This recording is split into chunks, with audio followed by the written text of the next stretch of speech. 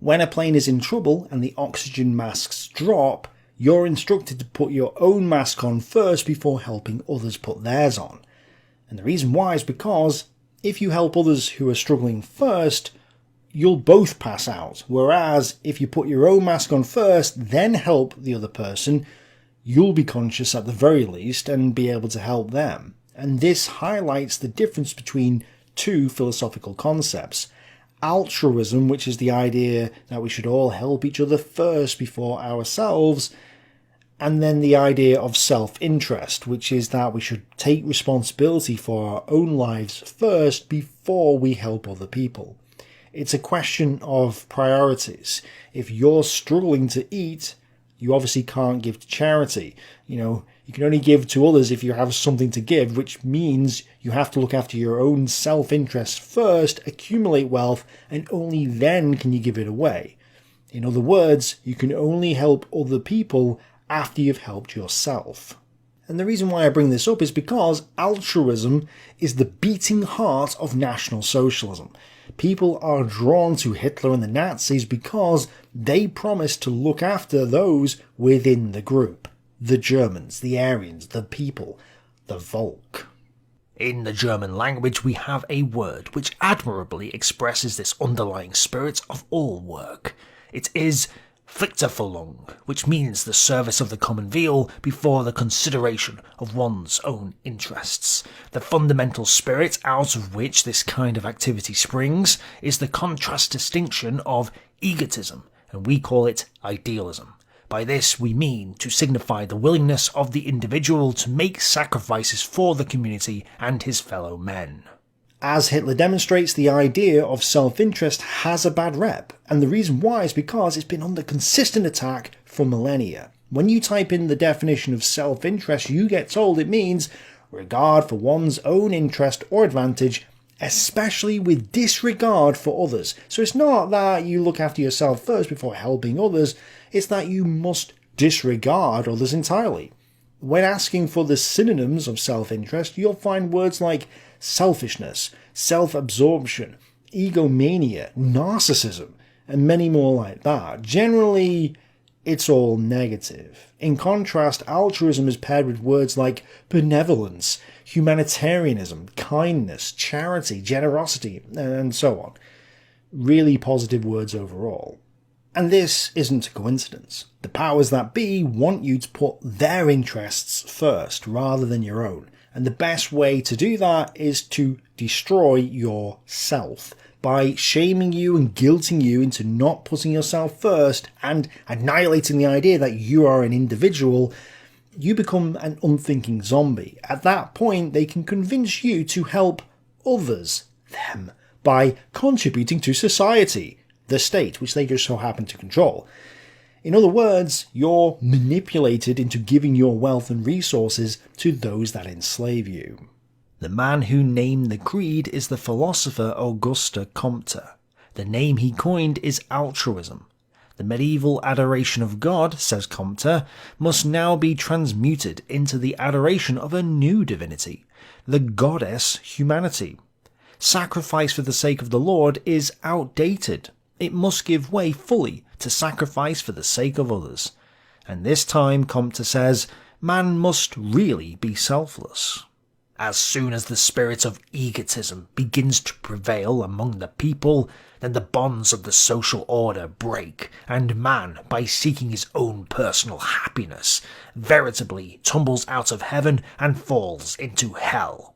Posterity will not remember those who pursued only their own individual interests, but it will praise those heroes who renounced their own happiness.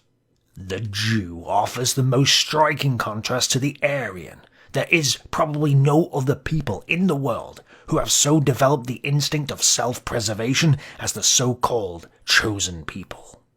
National Socialism is altruism made manifest, while the Jews were portrayed as selfish devils who were greedy, lustful, and sinful creatures. They represented the self, the person who places themselves before others. Thus, I finally discovered who were the evil spirits leading our people astray. But of course, it's not enough for you to just care about other people at random.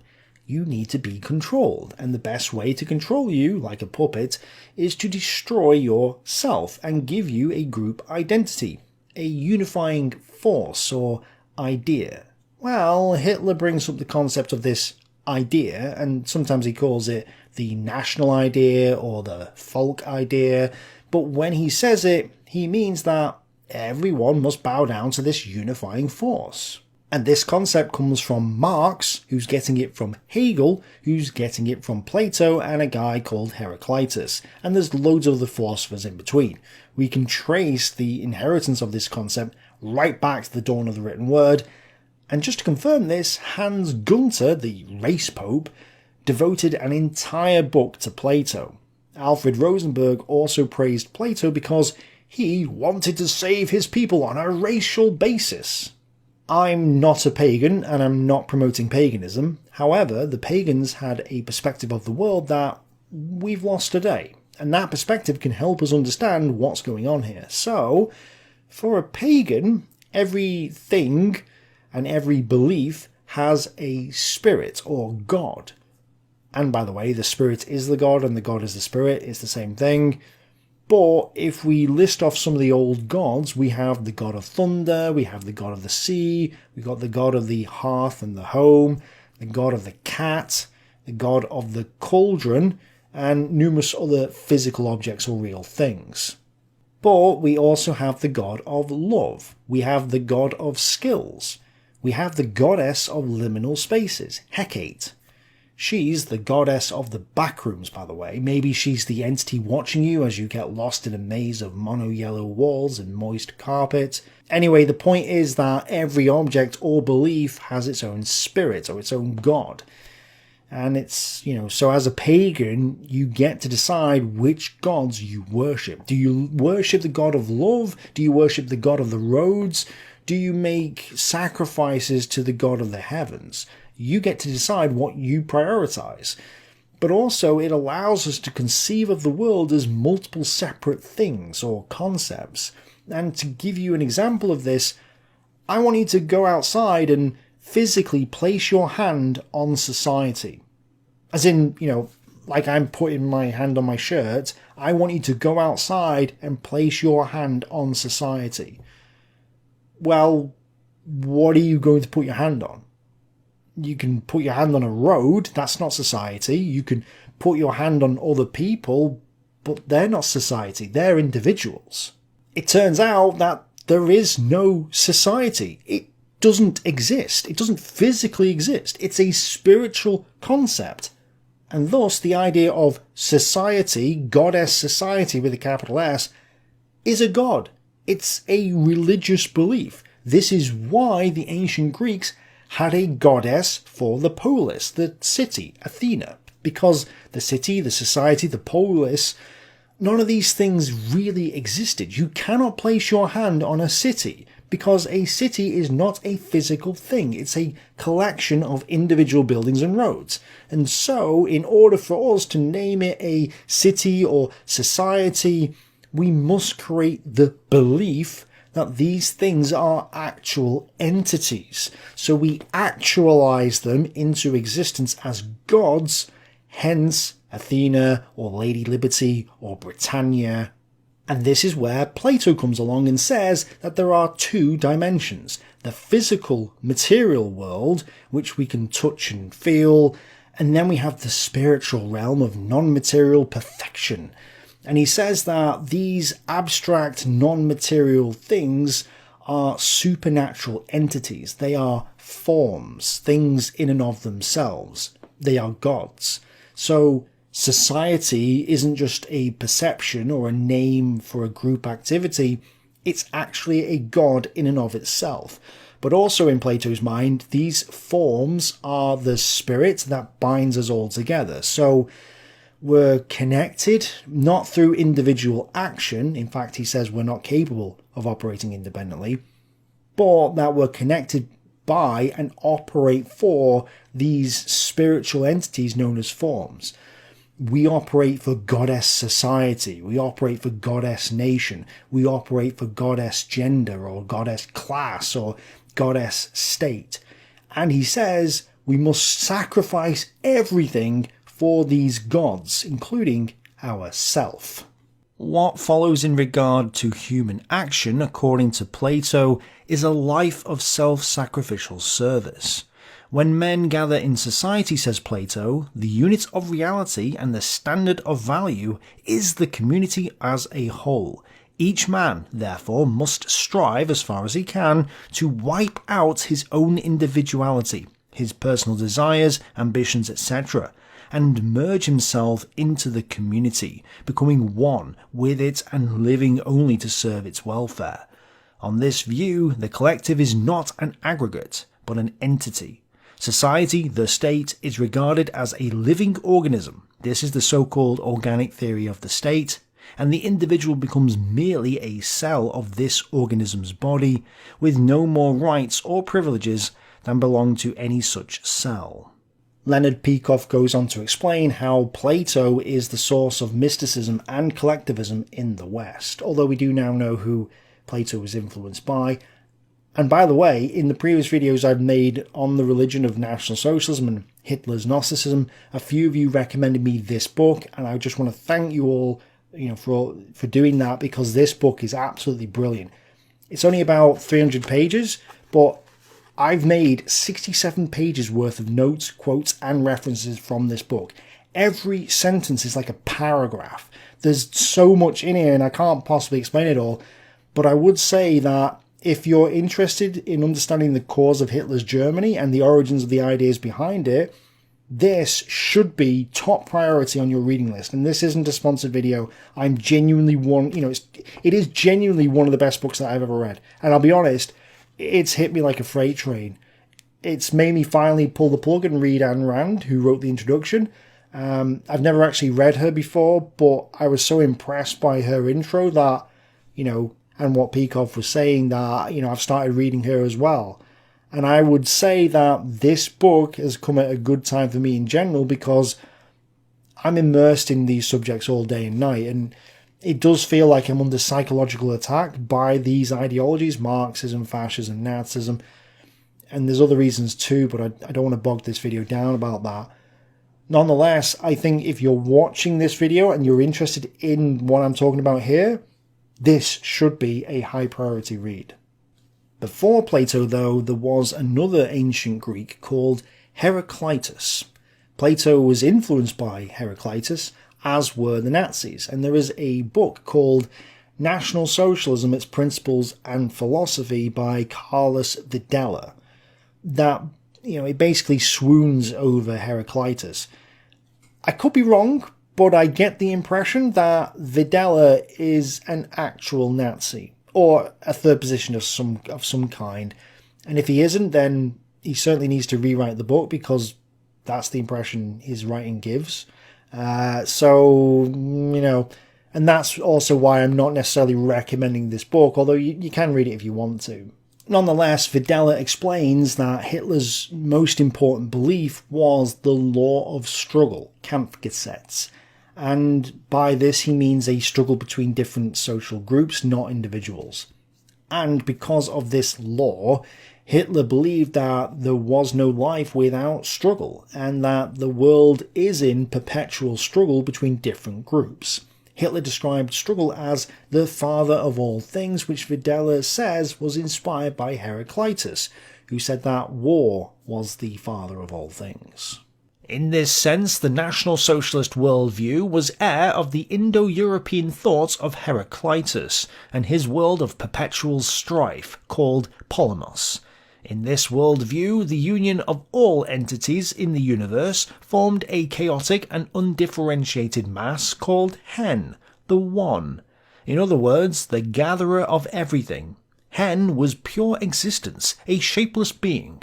It was a seeming chaos, an undifferentiated mass. Only the struggle, polemos, allowed individual beings to be extracted from that undifferentiated chaos. Does this sound like Gnosticism to you? Because it certainly sounds like it to me. And it's been debated whether Heraclitus was influenced by Zoroastrianism, however you say it, which was Gnosticism. They influenced the Manchaeans, who influenced the Cathars. And for those of you who didn't see my recent video on the real religion behind National Socialism, I'll give you a quick synopsis. Gnostics believe that the Christian God that made the material world is actually the devil, or the demiurge, and that there's a true God who's above and behind the Christian God. This demiurge has trapped our souls in this realm, so our bodies are our prisons, and the true God is not material. And thus, the believers in the true God, the Gnostics, want to transcend the material realm, which will free us from our bodies, and allow our souls to become one with the true God. The beliefs of Heraclitus sound extremely similar to that. For Nietzsche and the Nazis, an abyss was irremediably opened at the dawn of the West with the philosophy of Socrates, and later with the Platonic myth of the cave, the myth of a new being for Western Indo-Europeans. Plato constructed an analogy where the life of man on Earth was equivalent to living inside a cave. The inhabitants of the interior of the Platonic cave perceived shadows projected onto the inner wall by outer beings. Among these shadows, the cave dwellers built their own idea of reality. In this analogy, the natural world, corresponding to the interior of the cave, representing transcendent and perennial ideas, the real essence of those illusionary shadows. The ideal emerged in that moment as a new truth outside of nature. In this myth, man and the world became only illusionary shadows of something real. The Father of all things was thought of from that moment on as a transmundane entity, perfect, without error or defeat. The essence of beings became an ideal, an eternal and moral archetype, good and perfect in itself.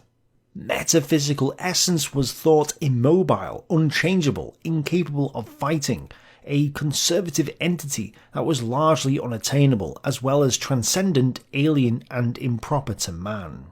People have argued with me that it wasn't Gnosticism, but you can see why I'm aiming in that direction, because Gnosticism, maybe Hermeticism, fits really well. But that's a debate for another day. For now, it's from Heraclitus that Plato gets his idea of the forms, which is the spirit that unites us all together. Only the struggle, polemus, allowed individual beings to be extracted from that undifferentiated chaos, hence the diversity of the world. This is what the Greeks called panta, or the many. According to the pre-Western thinkers, struggle was common to all beings, and it was considered the essence of the universe, that which modern philosophers call being. That is the reason why Heraclitean thought considered a shapeless existence, hen, the one, as having the same existential essence as panta, the many forms. For Heraclitus, a dualism did not exist between the essence of beings and their appearance, or between gods and nature.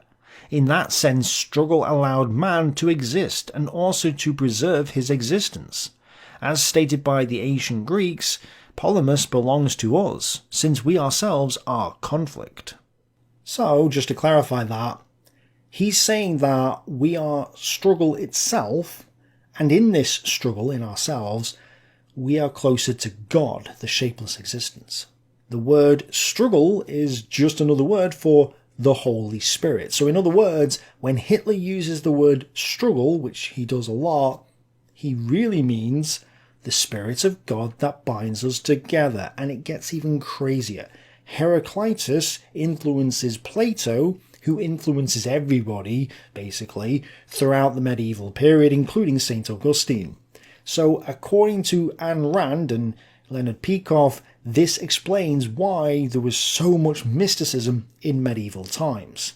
Then Thomas Aquinas rediscovered Aristotle in the 13th century, and Aristotle stood for reason and logic, and thus was mostly against mysticism. Therefore, Aristotle's rediscovery resulted in the Renaissance and the decline of mysticism.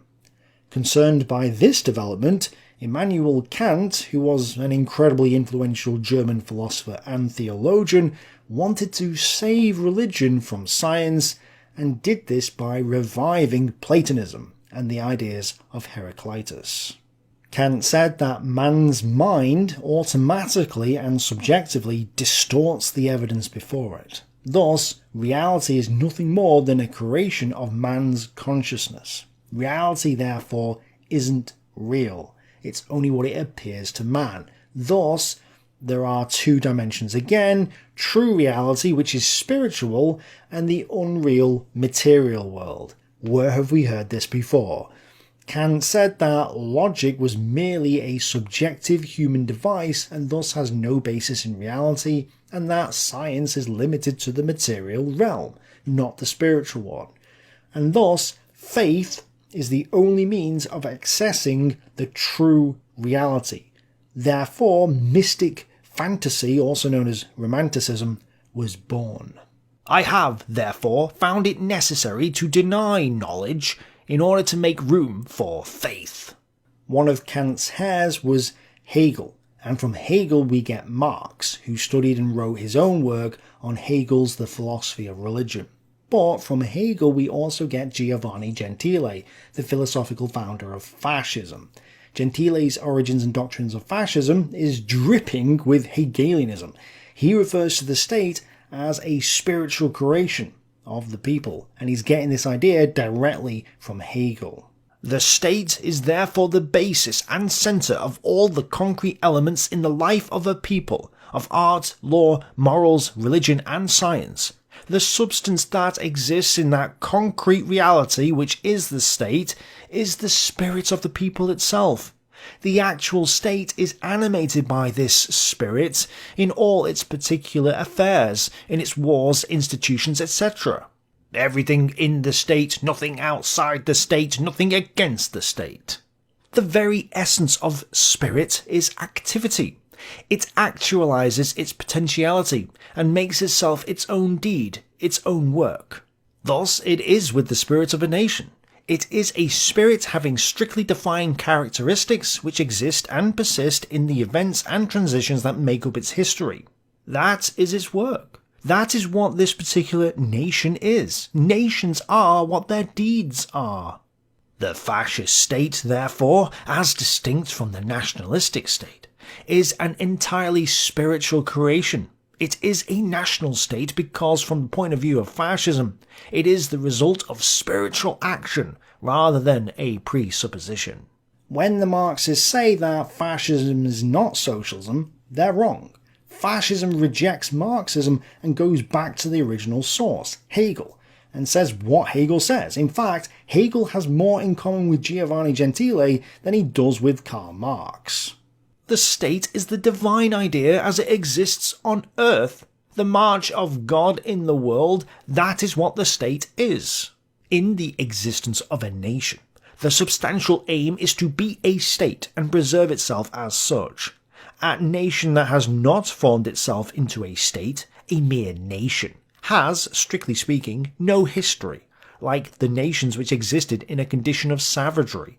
What happens to a nation has its essential significance in relation to the state. That sounds like Nazism and fascism to me, not Marxism. And what did Hitler say? Nations are created by the purity of the blood, and if the blood of the nation is corrupted, then the nation will fall. Where did he get this idea from? He got it from Hegel. Hegel just said it, and he says it elsewhere as well. Now, Hitler may not have got it directly from Hegel, maybe he got it from someone else who had read Hegel, but the point is that the idea originates from Hegel. And so, the philosophical origin of Marxism, National Socialism and Fascism is Hegel, who's getting his ideas from Kant, who's looking at St. Augustine and Plato and Heraclitus, and probably also Gnosticism as well. We have the lineage mapped out clearly. These ideologies are different denominations of the same religion. They hate each other not because they're different, but because they're competing on the same ground. Catholics and Protestants are both Christians, but wars have been fought between the two groups for various reasons. And it's the same with the modern religions too. And as a side note, Videla talks at length about how the Nazis were inspired by Heraclitus and Plato, but he just so happens to skip over Kant, Hegel, and everyone else in between. Gee, I wonder why. Is it because he wants to pretend that Nazism doesn't share the same ideological roots as Marxism? Yeah, I think that's the reason why, isn't it? But it gets even crazier. So, Hegel borrows Plato's essence or forms idea and then transforms it into the idea that it's the spirit of the people itself. Marx then replaced Hegel's spirit with economic matter and material as the essence that unites the various classes. Well, it turns out that he wasn't the only one to do something like this. I've been joking for years now about how the Aryan Super Saiyans all had the magic blood. And I've explained that they believed that only the magic blood can create nations. Hitler literally says this in Mein Kampf. If they make the blood pure, then the Aryans can live for 1,000 years in a heaven on earth, a Third Reich, which represents the 3 stages of history as outlined by Gnostics from Joachim of Flora onwards. And if they fail to keep the blood pure, if the magic blood is corrupted by the bad blood of the Jews, they say that this will be the end and downfall of civilization. Well, even though I'd been explaining this magic blood thing for years, what I didn't realise was just how correct I actually was.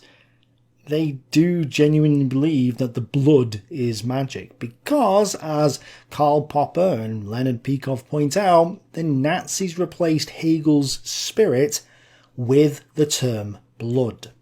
The blood is the spirit and the spirit is the blood. They said that your blood is your soul. So when the Nazis say they're trying to purify the blood, what they really mean is that they're trying to purify the spirit or soul of the people, the race or the nation. And the blood of the nation is the spirit of the nation, and the spirit or the blood unites them in the nation. The modern myth of blood and soil has its exact counterpart in Plato's myth of the Earthborn.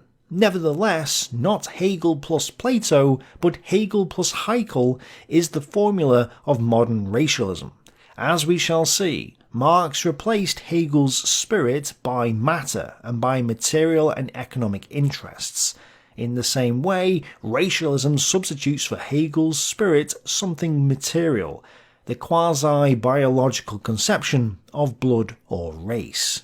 Instead of spirit, blood is the self-developing essence. Instead of spirit, blood is the sovereign of the world and displays itself on the stage of history. And instead of its spirit, the blood of a nation determines its essential destiny.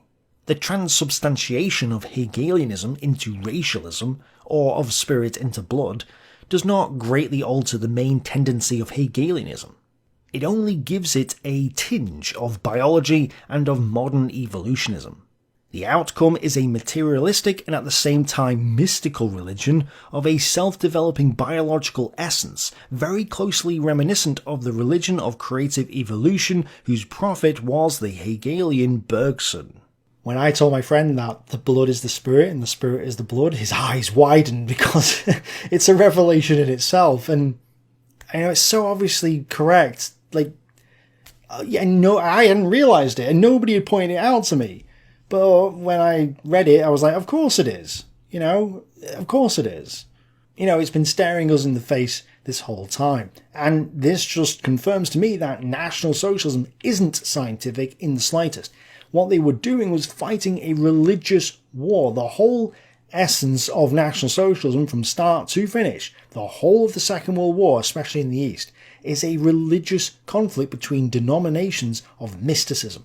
National Socialism may or may not have been Gnosticism, that's up for debate, but it's clearly a religion, and Marxism is Gnosticism as well, so we have two religions, two Weltanschauungs, fighting each other for domination, with the Marxists becoming the winner in the end.